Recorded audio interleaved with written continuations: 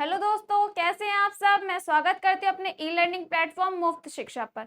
जैसा कि आप सभी जानते हैं कि हम हिंदी क्लास कर रहे हैं, हिंदी का सिलेबस कंप्लीट कर रहे हैं और उसी के डे टू डे अलग अलग क्लास के चैप्टर वाइज कर रहे हैं। आपको डे टू डे अलग अलग चैप्टर की वीडियोस मिलती रहती हैं और आई होप आप सभी को वो समझ भी आ रहे होंगे चैप्टर, बिकॉज मैंने बहुत अच्छे से आप सभी को एक्सप्लेन करने की हर एक चैप्टर में जो भी डिफ़िकल्टीज़ हैं, जो भी वर्ड की चेंजिंग है, वो सब एक्सप्लेन करने की पूरी अपनी तरफ से कोशिश करी है। तो आई होप आप सभी उस चैप्टर्स को रीड भी कर रहे होंगे और समझ भी रहे होंगे।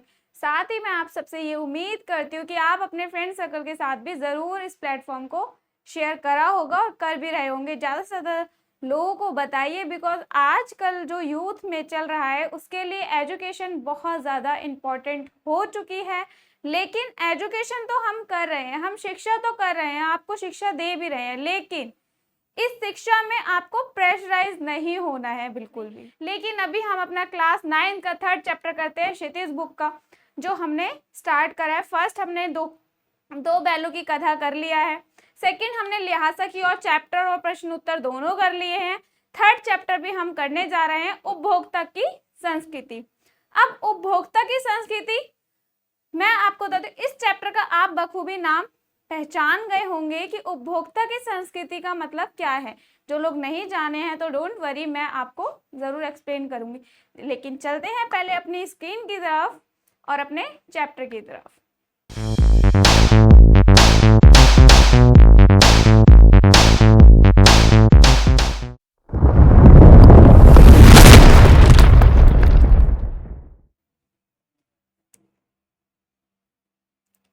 उपभोक्ता की संस्कृति, उपभोक्ता की संस्कृति क्यों कहा गया है, इसका चैप्टर का नाम क्यों रखा है। देखिए, जैसे मैंने आपको बताया था हिंदी में अलग अलग तरीके की विधाएं लिखी होती हैं, वैसे ही हमने जब दो बैलों की कथा पढ़ा था तो उसमें उपन्यास का अंश हमने देखने को हमें मिला और हमने वही पढ़ा। वैसे ही जब हमने लिहाजा की और चैप्टर पढ़ा था तो हमने उसमें यात्रा वृतांत पढ़ा, उसमें यात्रा वृतांत की विधाएं थी। अब उपभोक्ता की संस्कृति है, ये एक निबंध के तौर पर चैप्टर लिखा गया है। ये भी एक तरीके से विधा है, एक याद करके उसकी आलोचना, उसको एक तरीके से चैप्टर पे एक लेखक ने उसको दुनिया का, जो दुनिया में संसार में चल रहा है, उस चीज को याद करके एक निबंध के तौर पर हमारे सामने स्पष्ट किया है। उपभोक्ता, उपभोक्ता कौन है? उपभोक्ता है हम आप जैसे लोग जो चीजों को खरीदते हैं, और दुकानदार क्या होता है? विक्रेता, और हम होते हैं क्रेता, जो हम चीजों को खरीदते हैं। दुकानदार तो विक्रेता, वो तो बेच रहा है सिर्फ, और हम उस चीज को खरीद भी रहे हैं और उस चीज का भोग भी कर रहे हैं। यानी कि इसीलिए इसका पढ़ा है कि उपभोक्तावाद। ठीक है, हम उपभोग तो कर रहे, ले भी रहे हैं, चीज को खरीद भी रहे हैं और खा भी रहे हैं, उसका भोग भी कर रहे हैं, इसीलिए इसको कहा गया उपभोक्ता की संस्कृति। तो आई होप आप सभी को इस चैप्टर की मीनिंग डेफिनेटली समझ आ जानी चाहिए, बिकॉज हम कितनी सारी चीजों को लेकर आते हैं तो हम खरीदते हैं, हम हुए क्रेता। लेकिन हम क्रेता कब तक रहते हैं? जब तक हम सिर्फ उस चीज को खरीदते हैं, जब तक हम उस चीज को खरीदने के बाद जब हम उसका उपभोग कर लेते हैं तो हम उस पे हो जाते हैं उपभोक्ता। यानी कि लेने के साथ साथ उस चीज को खा भी रहे हैं या यूज भी कर रहे हैं। इसीलिए इस चैप्टर का मैंने आपको डिफाइन कर दिया है। तो चलिए चैप्टर की तरफ चलते हैं और फर्स्ट हम करेंगे, इसके रचयिता कौन है? श्यामा चरण दुबे। इनकी थोड़ी सी जीवनी भी हम देखेंगे, किस तरीके से इन्होंने अपनी जीवनी हमारे सामने स्पष्ट करी है, और नेक्स्ट हम चैप्टर पढ़ेंगे। देखिए,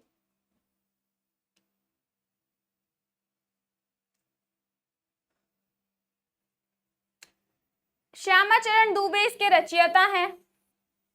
इनका जन्म सन 1922 यानी कि 1922 में मध्य प्रदेश के बुंदेलखंड क्षेत्र में हुआ। उन्होंने नागपुर विश्वविद्यालय से मानव विज्ञान में पीएचडी की। वे भारत के अग्रणी समाज वैज्ञानिक रहे हैं। इनका देहांत सन 1996 में हुआ है। देखिए, मैंने आपको जीवनी बहुत शॉर्ट फॉर्म में बताई है, लेकिन आपको जीवनी इतनी शॉर्ट फॉर्म में याद नहीं करनी है। आपको चैप्टर में से जीवनी थोड़ी सी डिफाइन करके पढ़नी है और याद करनी है, बिकॉज जीवनी डेफिनेटली हिंदी के एग्जाम्स में आती है, और जब हमारे यूनिट टेस्ट होते हैं तो उनमें भी जीवनी हमसे सम टाइम पूछ ली जाती है। तो चलिए हम चैप्टर की तरफ चलते हैं अपने। आज हम थर्ड चैप्टर कर रहे हैं, क्षितिज बुक का पार्ट थर्ड। तो चलिए उसका सारांश पढ़ते हैं। धीरे धीरे सब कुछ बदल रहा है, एक नई जीवन शैली अपना वर्चस्व स्थापित कर रही है। यानी कि देखिए इसमें लिखा है धीरे धीरे सब कुछ बदल रहा है। कहने का तात्पर्य सिर्फ इतना है कि जैसे जैसे टाइम बीतता चला जा रहा है वैसे वैसे तकनीकी बदल रही है। पहले के टाइम पे हमारे पास मोबाइल फोन्स नहीं हुआ करते थे, बहुत पहले फोन भी नहीं हुआ करते थे, सिर्फ एक चिट्ठी लिखी जाती थी जो डाकिया लेकर आता था। उसके बाद फोन आ गए, टेलीफोन आ गए, टेलीफोन आने के बाद अब तो बहुत ज्यादा आविष्कार हो गया है, लेकिन इसीलिए उन्हें कहा धीरे धीरे जीवन शैली बदल रही है। हम चीजों का हद से ज्यादा इस्तेमाल कर रहे हैं। देखिए पहले के टाइम पे और अभी भी कुछ लोग हैं जिनको चीजें यूज करनी है, जो इस्तेमाल करने के लिए चीजें खरीदते हैं, लेकिन कुछ लोग शौक के लिए खरीदते हैं। उनको इस्तेमाल करने से कोई मतलब नहीं है, लेकिन हमें दिखावा करना आजकल के टाइम पे बहुत ज्यादा जरूरी हो गया है कि हमें दिखावा किस तरीके से सामने वाले के सामने करना है। तो ये चैप्टर उसी के ऊपर है, पार्ट उसी के ऊपर है। तो चलिए देखते हैं। ये आज की तकनीकी से रिलेटेड है, आज के यूथ से रिलेटेड है, जो आजकल हम और आप इस्तेमाल तो करते हैं लेकिन दिमागी तौर पर नहीं, सिर्फ दिखावे की दुनिया में जी रहे हैं, और वही हम सबको पसंद भी आती है। चलिए देखते हैं चैप्टर। धीरे धीरे सब कुछ बदल रहा है, एक नई जीवन शैली अपना वर्चस्व स्थापित कर रही है। उसके साथ आ रहा है एक नया जीवन दर्शन, उपभोक्तावाद का दर्शन। उपभोक्तावाद क्या हुआ? हमारे सामने हम जब मार्केट में जाते हैं तो बहुत तरीके की चीजें मिली रखी होती हैं, हमें उससे कोई मतलब नहीं है कि हम उस चीज को खरीदकर कब तक इस्तेमाल करेंगे, लेकिन हमें वो चीज खरीदनी जरूरी हो जाती है। उसी को बोलते हैं उपभोक्तावाद। उपभोक्तावाद का दर्शन उत्पादन बढ़ाने पर जोर है, चारों ओर यह उत्पादन आपके लिए है। मतलब चारों ओर बढ़ाने उत्पादन, यानी कि देखिए अब बहुत सारे लोगों का शौक है आईफोन 15 लेना है, पैसे जोड़ने आईफोन 15 लेने के लिए। मान लीजिए अगर आपके पास पैसे नहीं है, एंड्रॉइड फोन भी यूज कर रहे हैं, तो काम थोड़े से अलग होंगे लेकिन काम वो उतने ही करेगा। कुछ उसमें एक्स्ट्रा कुछ चीजें तो नहीं मिल जाएंगी, होगा फोन ही, यूज तो फोन के तौर पर ही करोगे, लेकिन हमें आईफोन 15 ही लेना है। हमें वो जितने का भी पड़े, 1.5 का 2 का जितने का भी पड़े, हमें खरीदना वो है। मुझे अपना शौक पूरा करना है। शौक पूरे करो लेकिन जेन्युइन शौक जो तुम्हारे लिए अच्छे हो, इस्तेमाल किए जाने हो। बेफजूली के शौक इंसान पूरे करने में लगा रहता है। जैसे जैसे इंसान की उत्पादन बढ़ रहा है, देखिए अगर कोई केमिकल वाली चीज हम खा रहे हैं, आजकल लोग जिम बहुत कर रहे हैं और वहां पर पाउडर भी दिए जाते हैं पीने के लिए, जिनके शरीर नहीं बनते है ना। अब किसी का शरीर मोटा है, किसी का पतला है, तो हम क्या सजेस्ट करेंगे, तो जिम कर ले, तुझे वो पाउडर मिलेगा, तो पिया करियो तो हेल्थी हो जाएगी। क्या वो पाउडर हमें हमेशा के लिए हेल्थी कर सकता है? नहीं, लेकिन किसी और ने बताया है तो हम वो खरीदेंगे, जिम भी ज्वाइन करेंगे। तो जैसे जैसे मार्केट में वो चीजें ज्यादा बिकेंगी तो उत्पादन तो बढ़ेगा, फैक्ट्रियां भी उस चीज की बढ़ेंगी, लोग काम भी उस चीज में ज्यादा ढूंढेंगे, करने भी जाएंगे। तो वही है कि उत्पादन धीरे धीरे बढ़ रहा है, बढ़ाने पर जोर है चारों ओर, यह उत्पादन आपके लिए है, क्योंकि वो होता ही हमारे लिए, आपके भोग के लिए, आपके सुख के लिए। सुख की व्याख्या बदल गई है। सुख की व्याख्या कैसे बदल गई है? इंसान कुछ भी चीज सोच समझ के नहीं लेता। अब हम मार्केट में जाते हैं तो हम ये देखते हैं टूथपेस्ट, जैसे मान लीजिए आपने टूथपेस्ट लिया या कोलगेट लिया, कोई भी चीज ले लीजिए, उसके साथ अगर ऑफर मिल रहा है तो हम डेफिनेटली वो चीज लेते हैं। लेकिन कभी हमने उसकी पूरी तरीके से जानकारी नहीं लेते कि ये एक्सपायरी तो नहीं है। अब हमारी मदर्स लोग जाते हैं, सभी को पता है कि आज से बहुत साल 20-25 साल पहले, 30-35 साल पहले लोग इतने एजुकेटेड नहीं हुआ करते थे, लेकिन वो शॉप पर जाते हैं तो उनको इतना नॉलेज नहीं होता है, तो वो ऑफर के साथ चीज मिलती है तो वो चीज अच्छी समझते हैं। लेकिन कभी हम उन्हें ये चीज वो नहीं देख सकते, लेकिन कभी हम अपनी तरफ से ये नहीं कहते कि हाँ हमें ये चीज की जानकारी पूरी लेनी चाहिए, उसकी डेट, टाइम, उसमें क्या क्या चीजें इंग्रेडिएंट होते हैं, वो सब चीजें देखने नहीं देखते। लेकिन बस हम सामान लेकर थैली में डालकर चलते बनते हैं, क्योंकि हमें सामान से ही मतलब होता है। सुख की व्याख्या बदल रही है, लोग ऑर्डर करने लग जाते हैं, हम भी करते हैं, मैं भी करती हूँ, आप भी करते हैं। घर बैठे सामान आ जाएगा, मार्केट जाने का झंझट ही खत्म। सुख हो गया ना ये, लेकिन कहीं ना कहीं ये हमारे लिए घटत गलत चीज के लिए भी चरण दे रहा है। व्याख्या बदल गई है। उपभोग, भोग की सुख है, एक सूक्ष्म बदलाव आया है। नई स्थिति में उत्पाद तो आपके लिए है, पर आप ये भूल जाते हैं कि जाने अनजाने आज के माहौल में आपका चरित्र भी बदल रहा है और आप उत्पाद को समर्पित होते जा रहे हैं। यानी कि हम उस तकनीक में इतने ज्यादा व्यस्त हैं, इतने ज्यादा उस चीज में घुल मिल गए हैं कि हम बाकी सारी चीजें सोचने समझने की स्थिति में है ही नहीं। हम सोचते हैं टेक्नोलॉजी बहुत ज्यादा है, अच्छी टेक्नोलॉजी है, लेकिन कहीं ना कहीं वो हम सबको एक तरीके से बहुत सारी चीजों के पीछे भी छोड़ रही है। टेक्नोलॉजी, हम कहते हैं कि अगर हम किसी भी चीज का अच्छा इस्तेमाल करेंगे तो अच्छा ही होगा और गलत इस्तेमाल करेंगे तो गलत ही होगा। अगर हम टीवी पे कोई अच्छी चीज देख रहे हैं तो हमें अच्छी ही दिखाई देगी, हम अच्छी ही ढूंढेंगे, लेकिन अगर कोई गलत चीज देख रहा है तो वो गलत ही ढूंढेगा। तो एक तरीके से वो उस चीज में, अपने चीजों में इतना घुल गया है कि उसे बाकी चीजों का होश ही नहीं है। समर्पित होते जा रहे हैं। विलासिता की सामग्रियों से बाजार भरा पड़ा है, जो आपको लुभाने की जी तोड़ कोशिश में निरंतर लगी रहती है। विलासिता, जैसे आपने कभी, हम ना टीवी खोलते हैं, यूट्यूब चैनल चलाते हैं, फोन चलाते हैं, वीडियो देखते हैं, वहां पर एड्स बहुत आती हैं, विज्ञापन। हम किसी चीज का विज्ञापन देखते हैं तो हम कहते हैं हमें भी ये चीज चाहिए, हमें भी ये चीज लानी है। अब देख लीजिए, आजकल हम लोग एयरबड्स बहुत ज्यादा यूज करते हैं, है ना, लीड हो गई, ब्लूटूथ हो गए, बड्स हो गए, ये सब बहुत ज्यादा यूज करते हैं। हालांकि सभी को पता है कि ये हमारे लिए कितना खतरनाक है, लेकिन अगर आप इसको बहुत ज्यादा रेयर यूज करेंगे तो क्या वो उतनी खतरनाक चीज रहेगी हमारे लिए? नहीं। लेकिन कंटिन्यूसली आप कभी भी रोड पर जाते हैं, डेली ही जाते होंगे, कहीं पर भी रोड पे जा रहे हो, गाड़ी वाला पीछे से आता है, हॉर्न देता जाता है, लेकिन कानों में लीड लगी होती है, सुनाई कुछ नहीं देता। तो हम क्या कर रहे हैं? मूर्खता ही है ना एक तरीके से। ठीक है, बट्स हर किसी को चाहिए, लीड हर किसी को चाहिए, हमारे पास भाई लीड्स होनी चाहिए, लेकिन उसका सही इस्तेमाल करना पता हो या ना पता हो। अगर हमारे को वो चीज चाहिए हो, हमारे यूज में आ रही हो या नहीं आ रही हो, हमें लेनी है, हमें दिखावा करना है। किसी को किसी चीज का विज्ञापन देख लिया, किसी भी चीज की एड देख ली, हमें तुरंत ऑर्डर करना है, भाई मेरे को ये ऑर्डर करना है, मुझे मंगाना है।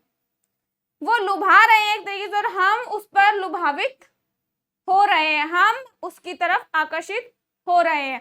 अगर मान लीजिए किसी का रंग सांवला है और वो टीवी में फेयर एंड लवली एड चलती है, फेयर एंड लवली एड में ये गोरी कर देती है क्रीम, तो वो फेयर एंड लवली एड के हिसाब से ही वो क्रीम आई जाएगी सबके घरों में।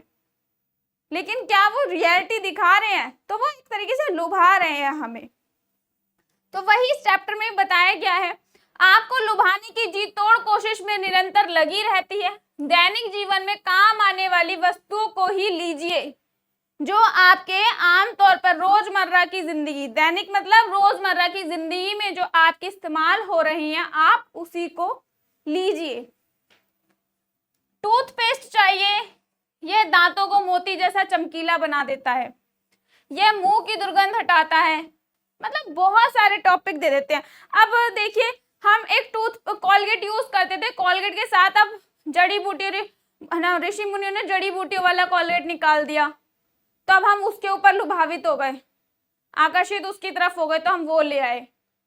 हमें पता नहीं है, लेकिन वो चीज आई है, नई नई मार्केट में लोग खरीद रहे हैं, तो हम भी उसी की तरफ चलेंगे, हम भी वही चीज लेकर आने लगे। तो वैसे ही कि उसमें अलग अलग चीजें बताई जाती है। जब भी हम मार्केट में जाते हैं तो वहां पर बेचने वाले कहते हैं ये आपके मसूड़ों को अच्छा करेगा, दांतों को चमकाएगा, या कोई मसाला है ये आपके खाने को बहुत टेस्टी बनाएगा। मसालों का आप सुन ही रहे हैं क्या हाल चल रहा है, इससे सभी वाकिफ हैं। अगर न्यूज आप देखते होंगे तो डेफिनेटली आप सभी को पता होगा। और यह पूर्ण सुरक्षा देता है। वे सब करके जो 3-4 पेस्ट अलग अलग तरीके के अलग अलग करते हैं, किसी पेस्ट का मैजिक फॉर्मूला है, कोई बबूल या नीम के गुणों से भरपूर है, कोई ऋषि मुनियों द्वारा स्वीकृत तथा मान्य वनस्पति और खनिज तत्वों के मिश्रण से बना है। जो चाहे चुन लीजिए। यदि पेस्ट अच्छा हो तो ब्रश भी अच्छा होना चाहिए।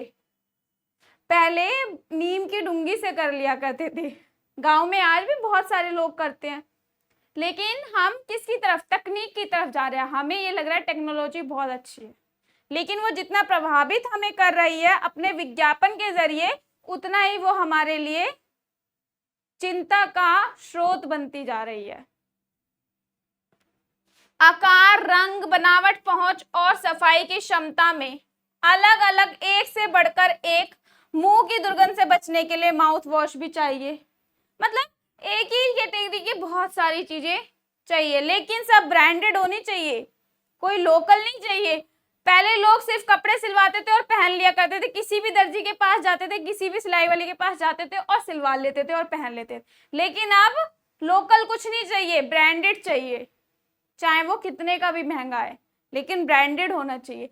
इस चैप्टर में आप सभी को यही बताया है। आप ये मत सोचिएगा कि आप सभी को बोला जा रहा है, नहीं, ये मैं आपको चैप्टर के लिए ही बता रही हूँ, बिकॉज चैप्टर में जो आजकल के यूथ में हम सब कर रहे हैं वही चीजें बताई जा रही हैं। सूची और भी लंबी हो सकती है, पर इतनी चीजों का भी बिल काफी बड़ा हो जाएगा, क्योंकि आप शायद बहुविज्ञापित और कीमती ब्रांड खरीदना ही पसंद करें। सौंदर्य प्रसाधनों की भीड़ तो चमत्कृत कर देने वाली है, हर माह उसमें नए नए उत्पाद जुड़ते जाते हैं। साबुन ही देखिए, एक में हल्की खुशबू है, दूसरे में तेज। एक दिन भर आपके शरीर को तरोताजा रखता है, दूसरा पसीना रोकता है, तीसरा जम्स के आपकी रक्षा करता है। यह लीजिए सिनेस्टॉट्स के सौंदर्य का रहस्य। उनका मनपसंद साबुन सच्चाई का अर्थ समझना चाहते हैं, ये लीजिए शरीर को पवित्र रखना चाहते हैं। अलग अलग चीज का लक्ष्य ले लीजिए, नंबर 1 साबुन ले लीजिए। मतलब जितने कैटेगरीज में जाएंगे हमें उतने ही लुभावित करने वाले, उतने ही आकर्षित चीजें मिलेंगी। आप वो मत लीजिए उसमें कम खुशबू है, इसमें ज्यादा खुशबू है। ये चीज आपके लिए और ज्यादा फायदेमंद करेगी। आप खराब चीज लेना चाहते हैं, अच्छी चीज लेना चाहते हैं। ऐसी मार्केट में लोच पोच लगी हुई है, मार्केट में उतार चढ़ाव ऐसा मार्केट में भरा पड़ा है, विज्ञापनों से, लुभावित चीजों से भरा पड़ा है। हम जाते हैं मार्केट में एक सूट लेने के लिए, या हम जाते हैं एक शर्ट लेने के लिए, लेकिन लेकर आते हैं 4। क्यों? क्योंकि वहां पर इतनी सारी चीजें होती हैं, इतने सारे कलर होते हैं, इतनी सारी चीजें होती हैं, 10 शॉप्स होती हैं, तो हमें 10 जगह पसंद आता, तो हम 4 तो चीजें खरीदेंगे ही ना। ये है आजकल का हमारा माइंडसेट। लेकिन हम उतनी चीज नहीं लेकर आते जितनी हमें इस्तेमाल करनी है ना। ये लीजिए शुद्ध गंगा जल में बनी साबुन, चमड़ी को नर्म रखने के लिए ये लीजिए। महंगी है पर आपके सौंदर्य में निखार ला देगी। सब प्रभात महिलाओं के ड्रेसिंग टेबल पर 30 हजार की सौंदर्य सामग्री होना तो मामूली बात है। यानी कि जैसे गर्ल्स में, महिलाओं में ये सारी चीजें होती हैं, हमें परफ्यूम ब्रांडेड चाहिए, बहुत सारे मेकअप में बहुत सारी चीजें होती हैं, लिपस्टिक, काजल, हर एक चीज बहुत ज्यादा, लेकिन सारी ब्रांडेड होनी चाहिए, कुछ भी खराब नहीं होना चाहिए। कम से कम अगर मेकअप का सामान लेने जा रहे हैं तो 10-10, 20-20 हजार से तो कम होता ही नहीं है। और रिसेंटली ये हकीकत है, अगर आप किसी भी लेडीज के पास चले, एक बुटीक, एक ब्यूटिशियन काम करता है, उसके पास ये सारी चीजें ज्यादा ब्रांडेड हो तो ठीक है, माना जाता है कि वह उसका काम है, उससे वह रोजी रोटी का काम कर रहा है। लेकिन आमतौर पे आप नॉर्मल किसी के घर में चले जाइए, 15-20 हजार से मेकअप का सामान कम उनके पास होना ही नहीं चाहिए। अगर उससे कम का सामान है तो है ही नहीं उनके पास, वे ये मान जाते कि मेरे पास है ही नहीं। पेरिस से परफ्यूम मंगाइए, इतना ही और खर्च हो जाएगा। ये प्रतिष्ठित चिन्ह है, समाज में आपकी हैसियत जताते हैं। पुरुष भी इस दौड़ में पीछे नहीं है, पुरुष भी इस दौड़ में पीछे नहीं है।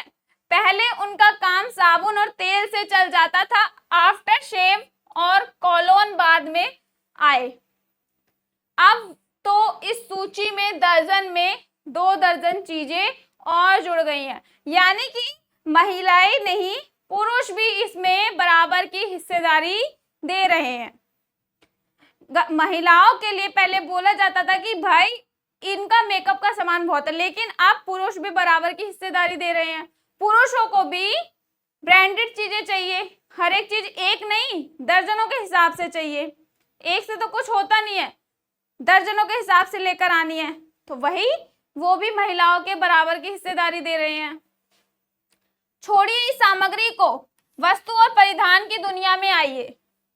चलिए अब मेकअप की, पुरुषों के सामग्री की, इन सारी सामग्रियों को छोड़िए, परिधान की दुनिया में आते हैं। जगह जगह बुटीक खुल गए हैं, नए नए डिजाइन है, परिधान बाजार में आ गए हैं। ये ट्रेंडिंग है और महंगे भी हैं, ये ट्रेंडिंग में भी हैं और महंगे भी हैं। नए नए बुटीक खुल जाते हैं, लोकल एरिया के बुटीक अच्छे नहीं है, वो फिटिंग अच्छी देते नहीं है, तो ब्रांडेड चाहिए। पैसे अच्छे हैं तो अच्छा काम करता होगा, अगर कहीं सस्ती चीज आ रही है तो ये अच्छा काम नहीं करता होगा। माइंडसेट हमने ऐसा बना लिया है, हमारी तकनीकी हमें इस तरीके की कर रही है, हम इस तरीके की दुनिया में जी रहे हैं। पिछले वर्ष के फैशन इस वर्ष श्रम की बात है, यानी कि अगर किसी के पास 1 साल पुराना कोई कपड़ा है, 1 साल पुराना कोई डिजाइन है या साड़ी है या सूट है, कुछ भी है, अगर उसने पिछले वर्ष अगले साल पहन लिया तो उसे ये बोला जाता है कि तेरे पास ये 1 साल पुरानी चीज, अरे बहुत ज्यादा शर्म की बात है। मतलब उसे नीचा दिखाया जाता है कि तू ये चीज नहीं खरीद पाई या नहीं खरीद पाया। घड़ी पहले समय दिखाती थी, उससे यदि यही काम लेना हो तो 400-500 से मिल जाएगी। हैसियत जताने के लिए आप 50-60 हजार से लाख 1.5 लाख की घड़ी भी ले सकते हैं। अब दुकान पे हम जाते हैं तो हमें 300-400 की भी घड़ी मिल जाती है, अच्छी भी लगती है देखने में, वो भी हमारी 1 साल चल जाएगी, लेकिन हमें 4000 की पसंद आती है क्योंकि वो ब्रांडेड है, कंपनी है उसकी।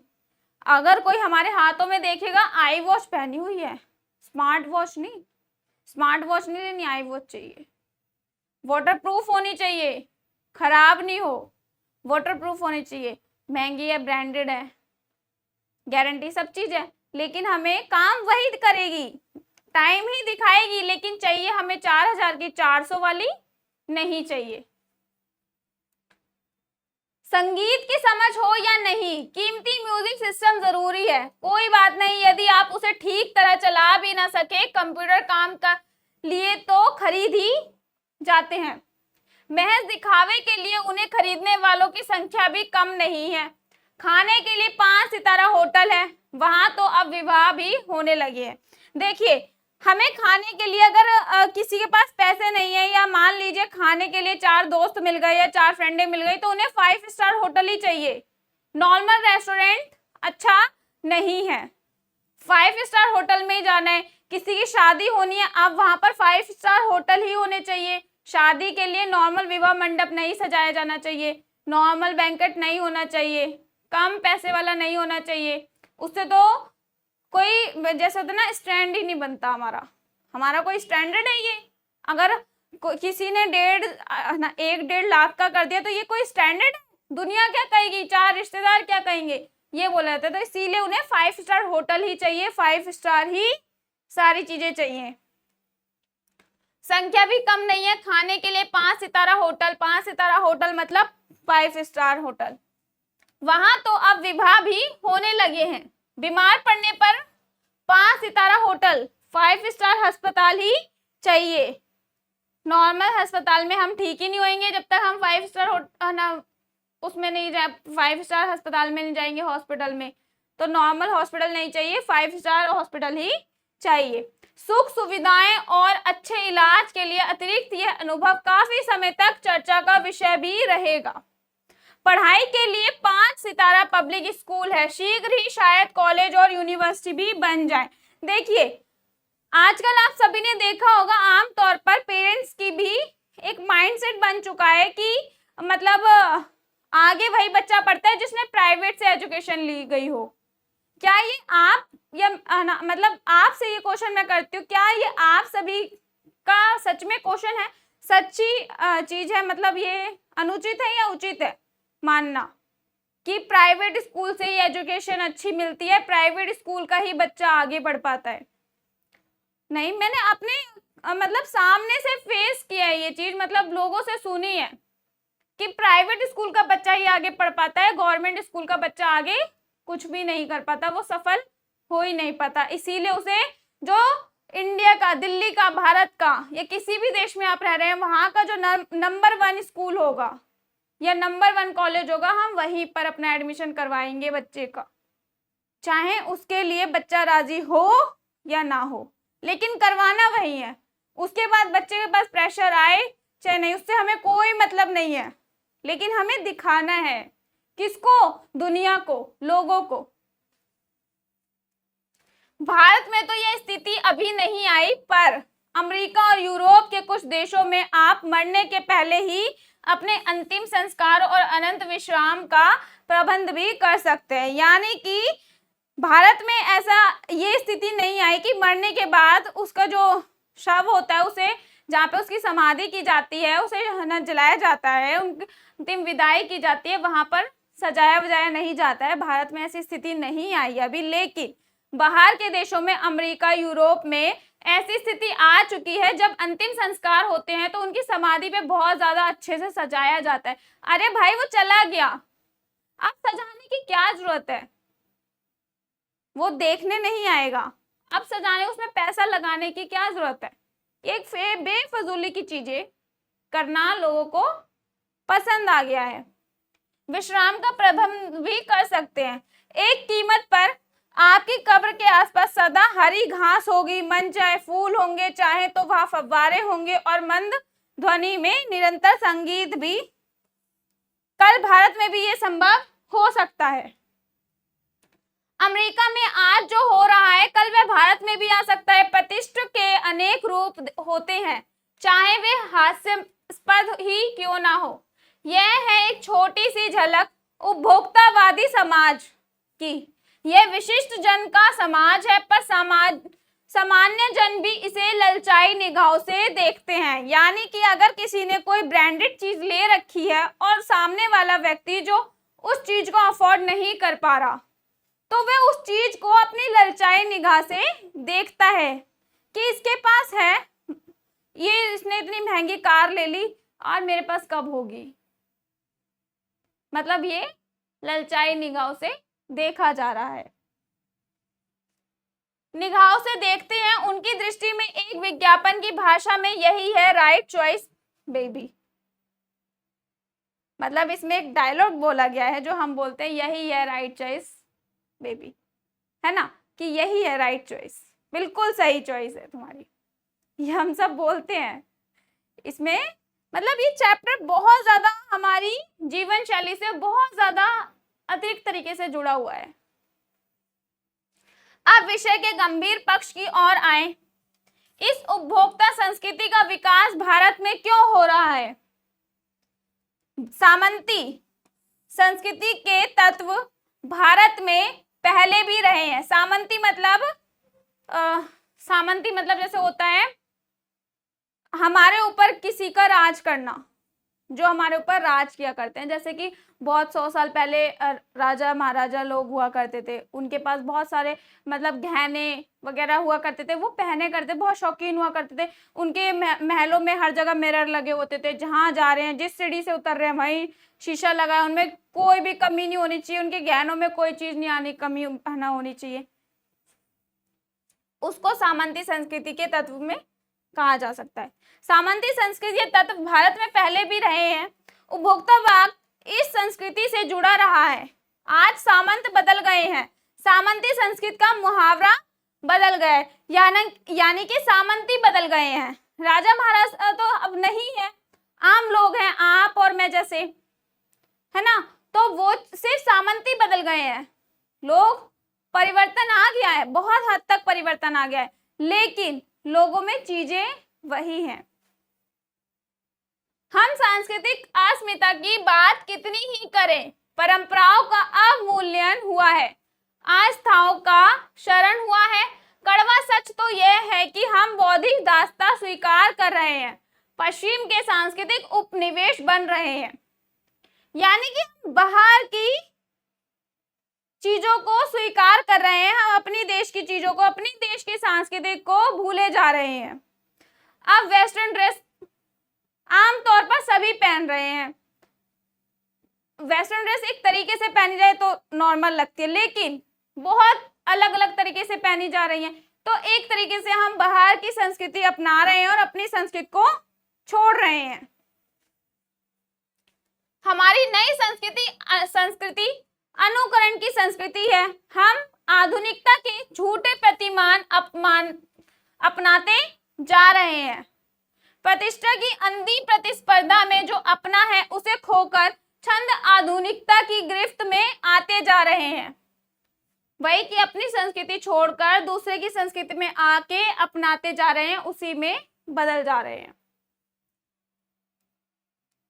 खोकर छंद आधुनिकता की गिरफ्त में आते जा रहे हैं।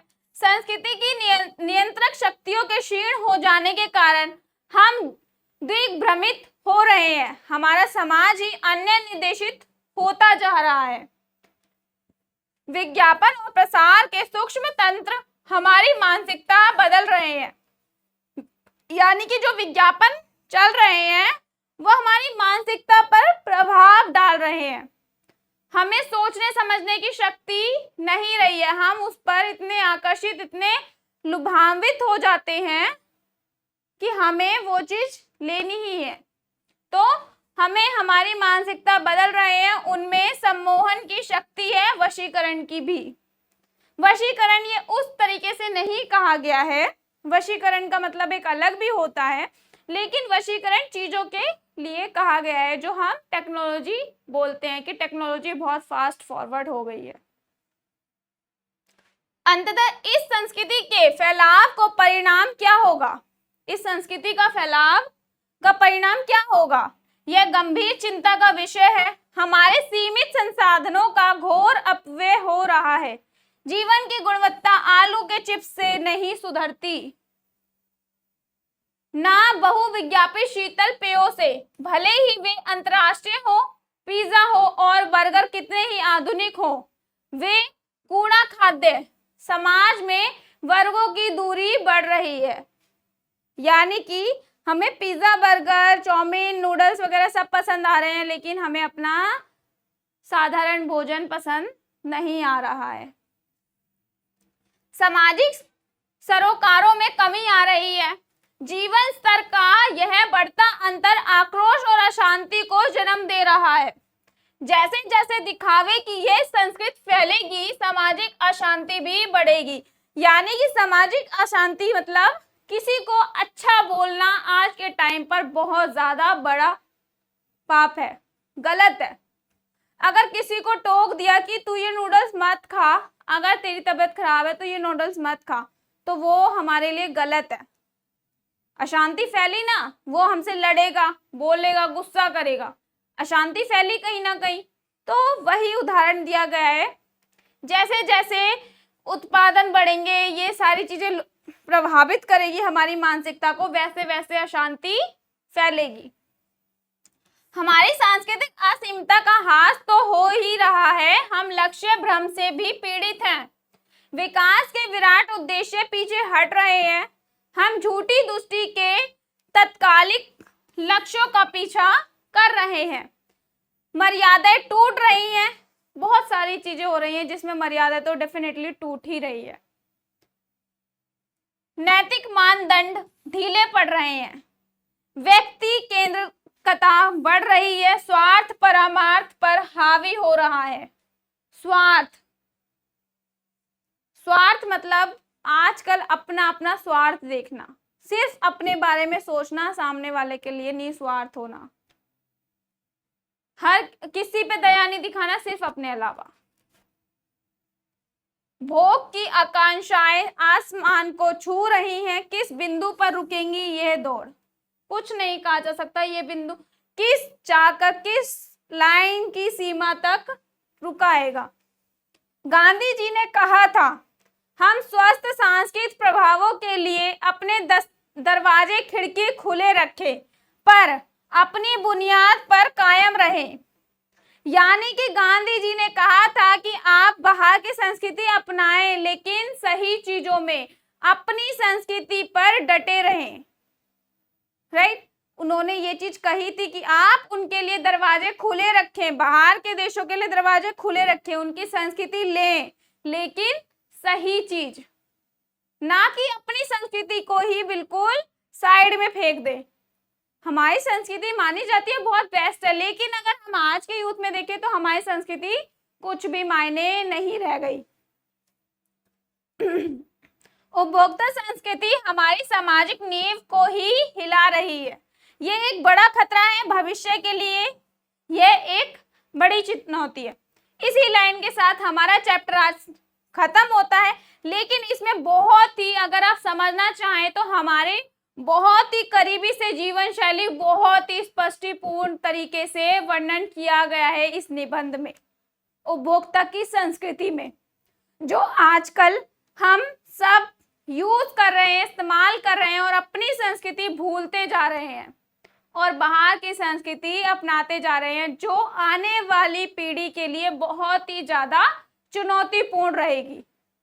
वही इस चैप्टर में लास्ट लाइन बहुत ही अलग तरीके से कही गई है, लेकिन बहुत ही डीपली है कि एक बड़ा खतरा है किसके लिए?